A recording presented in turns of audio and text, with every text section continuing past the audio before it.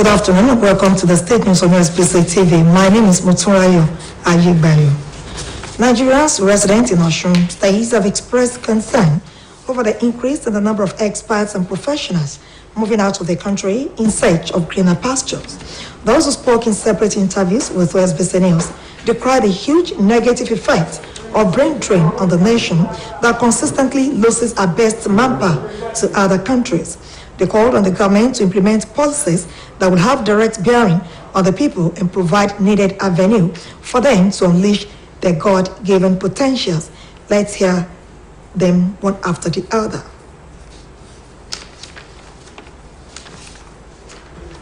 Because here in Nigeria, if you have the opportunity to do, that's what people are doing. And the government, well, what they can do about it, I don't think they really want to. Of course, they know what they can do about it, but I don't think they are ready to do anything. So people are jackbarring if you have the opportunity.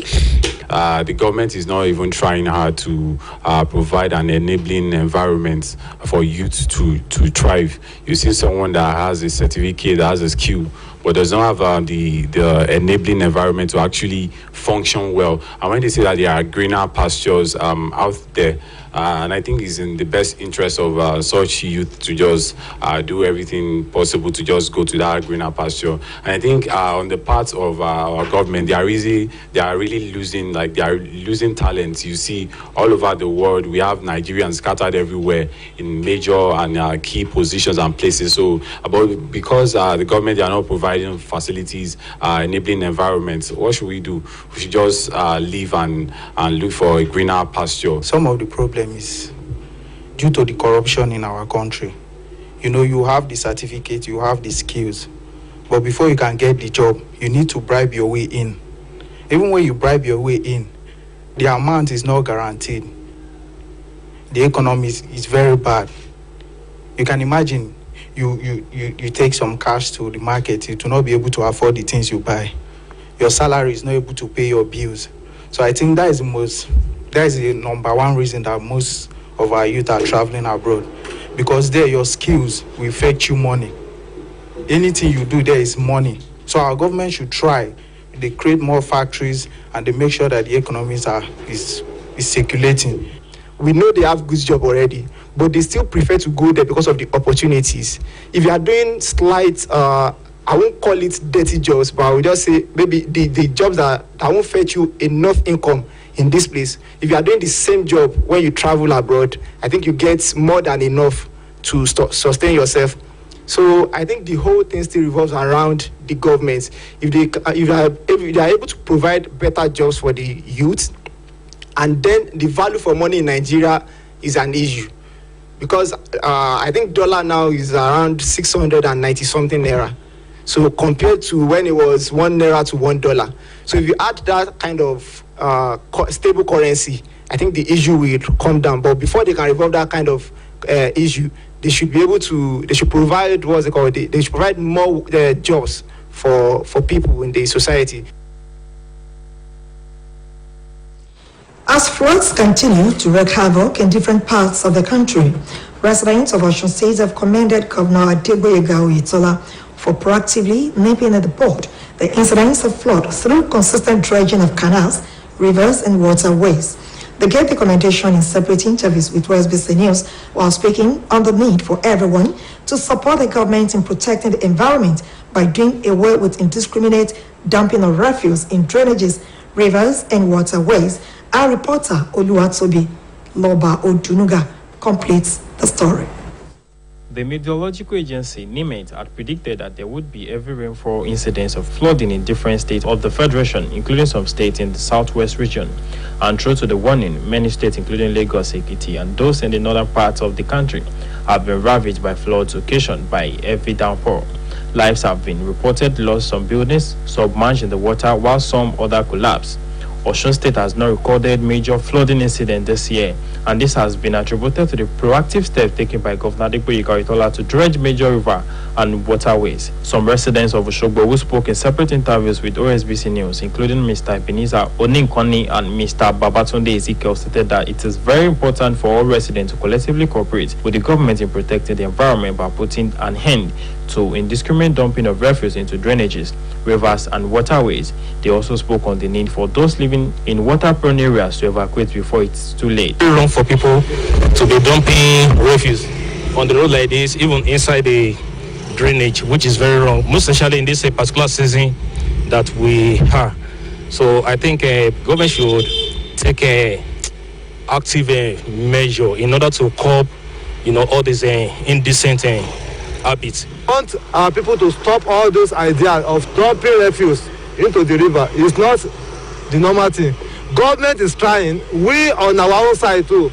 We're supposed to do what to do, just to assist the government. Speaking in the same vein, the General Manager of Osun Waste Management Agency, OMA, Mr. Oyewole Oladoso, enjoined residents in the state to always dispose their refuse properly so as to not allow flooding, saying that people will always get back what they put in the environment. He added that government will continue to implement environmental safety policies for the betterment of the people.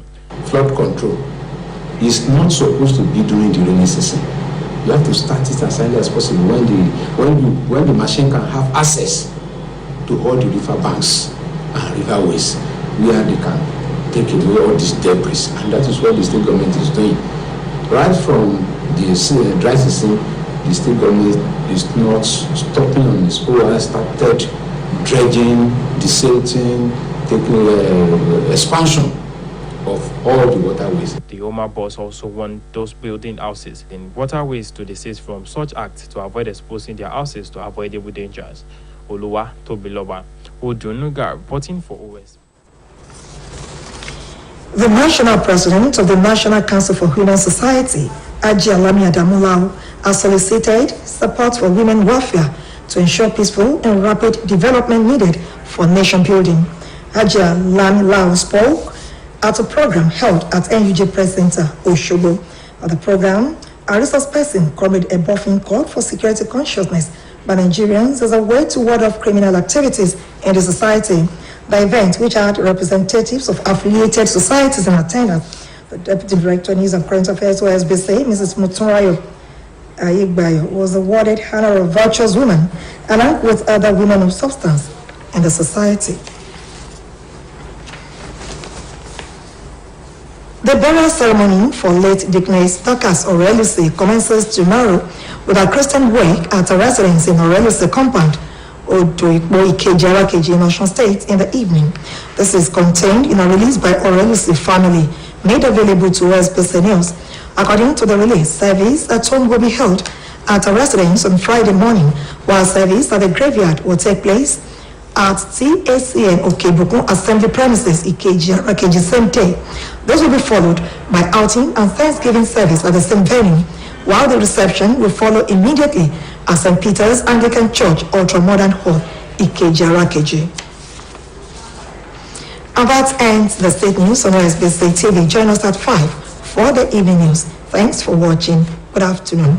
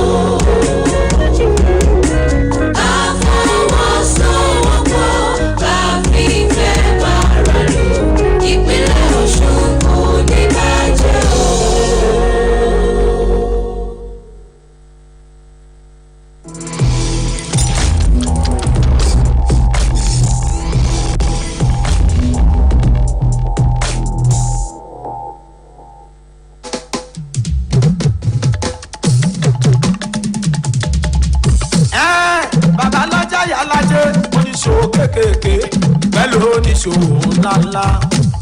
Ẹjọ́ TV channel o lè jọjà ìta yẹ sọ fún wọn. OSBC lókè balẹ̀ yìí channel 32 UHF náà lè sọ. channel 32 UHF ẹgbẹ́ polówó ọjà wá síbẹ̀ wọn.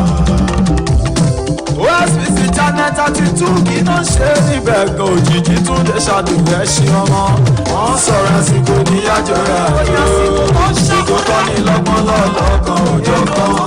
Àwọn orin àsìkò tó tún bá gbàmú gidi. Ẹ ṣe publicity fún business tí a jáwó. Ìwọ lọ rí wọn tún lè ṣàdùn bàbá ọgbọ́n. Ṣòkòrò kí lókè balẹ̀ náà wà o. Ṣòkòrò kí lókè balẹ̀ náà wà o.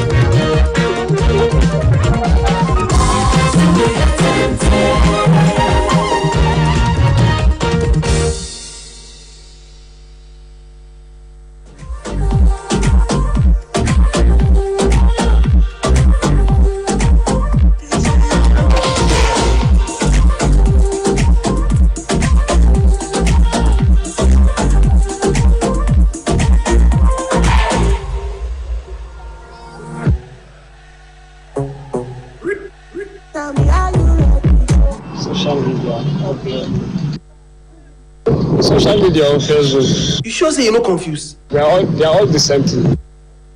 The same thing. I prefer social media. I like social media. Facebook is different with social media. Hey! And because they do their things real. They go talk live than Facebook. How your papa they train you? So social media is something they can show something live.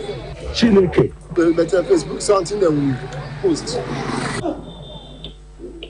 And you can see it through your phone. You don't have phone, you can't see it. Both are same thing. Facebook, I think, is still under social media. And Facebook is just a room inside social media. That's what they thought. Facebook is social media now. They are all in one together. Okay. I understand. Facebook is a subsection of social media. You can't separate Facebook from social media. I think not. Because social media is a general platform where WhatsApp, Facebook is understated. Continue. Facebook is just a chatting platform where you can transfer message from one person to another. And you cannot just say you're separating Facebook from social media. They are the same. But social media is just a general concept used in describing this media for communication. Yeah. Shut your stupid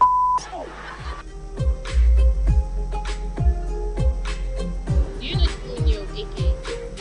Some people might mean alias, but to me, I think it's popular known as AK alias.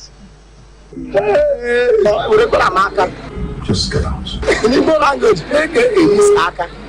Get out of this place. In English language, it's abbreviation. And I said, in case something you feel mean, but I don't know that one. You don't know why it's going on. AK-47. It's Akim. In a dress. aka ayé mi kò ní bàjẹ́. You are a disappointment.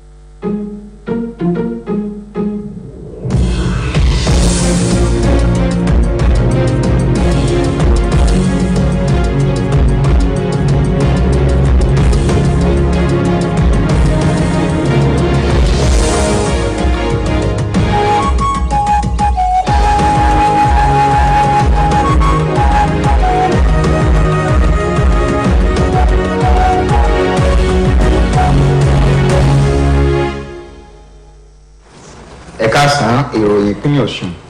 Àwọn ọmọ orílẹ̀-èdè Nàìjíríà ti fèrè wọn hàn lórí báwọn akọ́ṣẹ́mọṣẹ́ pàápàá jùlọ àwọn ọ̀dọ́ ṣe ń kúrò lórílẹ̀-èdè yìí lọ sílẹ̀ òkèrè níbi tílẹ̀ ti tẹ̀ fún wọn láti rí iṣẹ́ òòjọ́ wọn ṣe.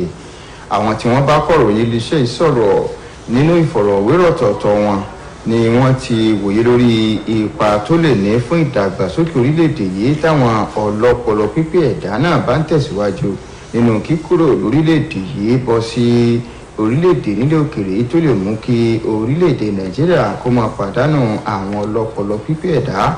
Bẹ́ẹ̀ ni wọ́n tún rọ ìjọba àpapọ̀ láti pèsè ojú ọjọ́ tó dúró re tí yóò jẹ́ kámúlò àwọn ọlọ́pọlọ pípé náà kó rọrùn fún ìdàgbàsókè orílẹ̀-èdè Nàìjíríà. Ẹ jẹ́ ká gbọ́ wọn ní sísẹ̀ntẹ̀lé.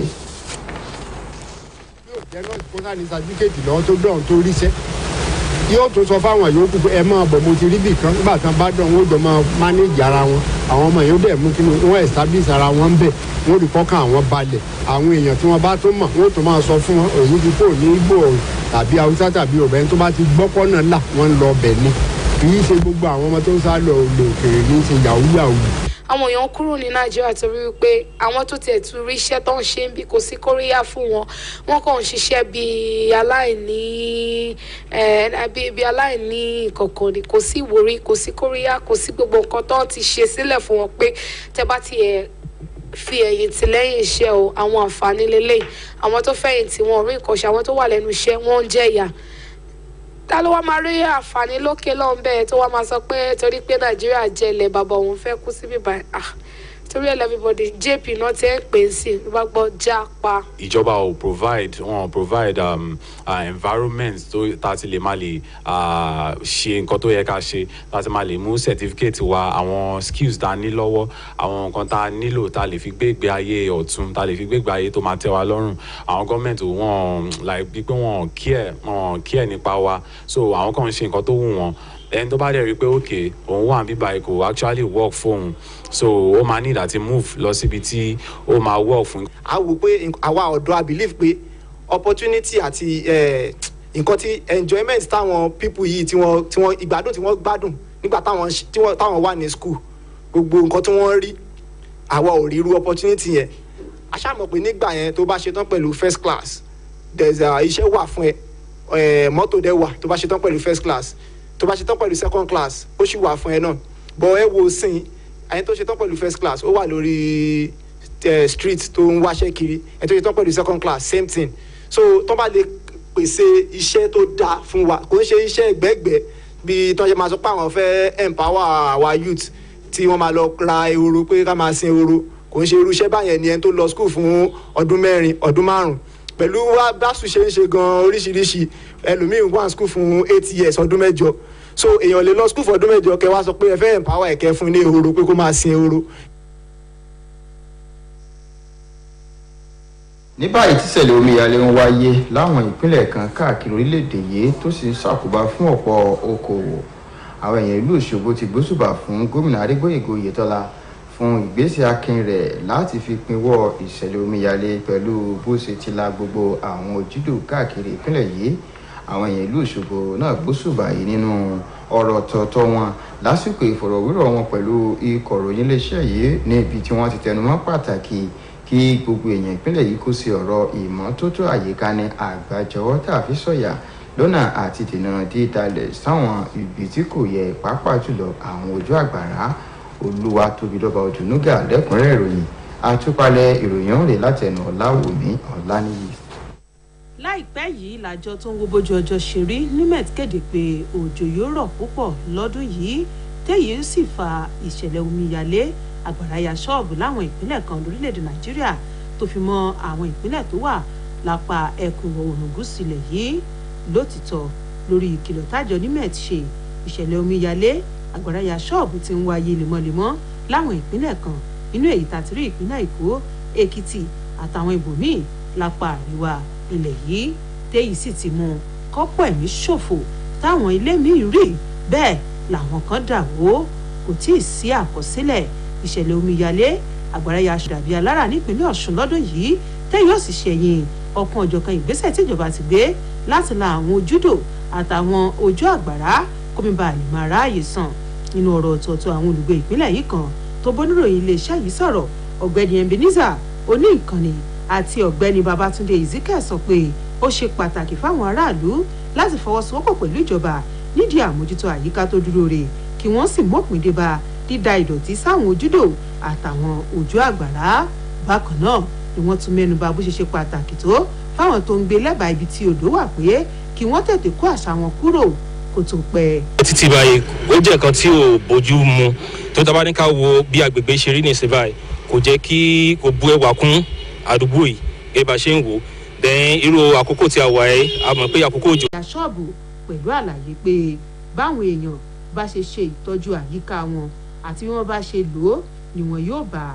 Ó wá fi kún ọ̀rọ̀ rẹ̀ pé ìjọba kò ní káàárẹ̀ nídìí àgbékalẹ̀ ìlànà tó ní ṣe lórí ààbò tó péye láyìíká fún ìgbáyégbádùn aráàlú. Ọ̀gá àgbà àjọ OMA wàá ṣèkìlọ̀ fáwọn tó kọ́lé sẹ́gbẹ̀ẹ́ odò tó ń sàn pé kí wọ́n kó àṣà wọn nítorí àti dènà ewu tó rọ̀ mọ́. ká dúpẹ́ lọ́wọ́ gómìnà wa àtàwọn tó ń bá wọn ṣiṣẹ́. Ojú odò lílà kì í ṣègbà tí omi bá yalé. Ìgbésẹ̀ tó yẹ kí wọ́n gbé lásìkò ẹ̀rùn tá a mọ̀ pé katakata ọ̀rọ̀ ààyè jà ní gbogbo àwọn ojú odò àti àwọn etí bèbè ibi tí wọ́n fẹ́ ṣe sí, òní gómìnà ti gbìyànjú. Tá a bá wò láti bí ọdún bíi méjì kò sígbà kankan tí wọ́n dáwọ́ fífi ọ̀tò dúró. Kí dẹ̀ ni ohun tí wọ́n ṣe yẹn á fún omi láàyè láti sá eré kúrò ní ibi tó yẹ kó ti dá wàhálà sílẹ̀. àjọ kan tó jẹ́ tàwọn obìnrin lórílẹ̀‐èdè yìí tí wọ́n pè ní National Council for Women Society Ajia Lami Adamu ti bẹ̀rẹ̀ ṣíṣe àtìlẹ́yìn fọ́rọ̀ ìdẹ̀rùn àwọn obìnrin láti rí dájú pé àlàáfíà ń jọba àti ìdàgbàsókè sì túbọ̀ débọ̀ orílẹ̀‐èdè Nàìjíríà. Ajia Lami Lau sọ̀rọ̀ yìí níbi J Press Center Òṣogbo níbi ètò náà tí Comrade Olúṣèṣì Ẹ̀bọ́fín ti ṣàgbékalẹ̀ ìdánilẹ́kọ̀ọ́ ló ti rọ àwọn ọmọ orílẹ̀-èdè yìí láti mọ́rọ̀ ètò ààbò wọn níbàdà lọ́nà àti pinwọ́ ìwà ọ̀daràn láwùjọ. Níbi ètò náà láti ráwọn aṣojú ẹlẹ́gbẹ́jẹgbẹ́ àti lájọlájọ tí wọ́n sì fi igbákejì olùdarí ẹ̀ka ìròyìn àtọ̀rọ̀ tó ń lọ ní iléeṣẹ́ rédíò títúnṣe alága ẹgbẹ́ àwọn oníròyìn lóbìnrin ní ìpínlẹ̀ Ọ̀ṣun arábìnrin Mọ́túnráyọ̀ Ayégbáyọ̀ lámì ẹ̀yẹ pẹ̀lú àwọn obìnrin tó ti balẹ̀ tó ti lápa láwùjọ. Ètò ìsìnkú fún olóògbé Dickness Dorcas ọ̀rẹ́ Lucy yóò bẹ̀rẹ̀ lọ́la pẹ̀lú ìsìn onígbàgbọ́ nílé olóògbé tó wà ní agboolé ọ̀rẹ́ Lucy odò ipò kejì ara kejì ní ìpínlẹ̀ Ọ̀ṣun ní dédé aago 4 ìrọ̀lẹ́. Èyí jẹ́ nínú àtẹ̀jáde tí ẹbí ọ̀rẹ́ Lucy fi sọ̀wọ́ síkọ̀ròyìn iléeṣẹ́ yìí. Láyé náà ṣe wí ìsìn mọ́rírì yóò wáyé nílé olóògbé láago 8 òwúrọ̀ ọ̀túnla nígbà tí ìsìn pàtàkì míì yóò tún wáyé ní ìtẹ́ tó wà ní TACN Òkè Ìbùkún Assembly ìkejì ara kejì lọ́túnla ọjọ́ yìí kan náà tí sì dúpẹ́ náà yóò sì tẹ̀lé ní Òkè Ìbùkún Assembly ní dédé aago 10 òwúrọ̀ nígbà tètè ìgbàlejò yóò sì wáyé ní gbọ̀ngàn St Peter's Anglican Church ìkejì ara kejì. Àríjù báyìí lọ lórí ìròyìn ìpínlẹ̀ Ọ̀ṣun fún ti ìtàkùkọ ìpàdé wa láago 5 kọjá ìṣẹ́jú 15 nígbà tá a máa mú ìròyìn ìrọ̀lẹ́ wá fún yín títí ìgbà náà ẹ kú ojú lọ́nà.